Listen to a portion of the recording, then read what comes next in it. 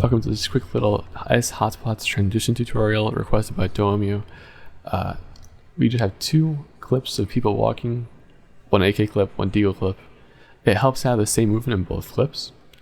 So what you're going to want to do is duplicate the second clip, add S hotspots to it, the top clip. We're going to turn the brightness to 1000,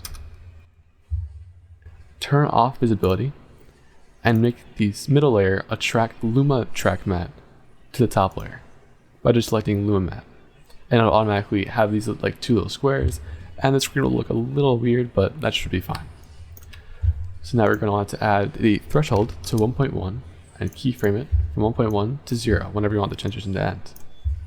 And so once you go back and preview it, it'll do basically exactly that. That's basically it. There's not much to the tutorial, but yeah, hope you enjoyed.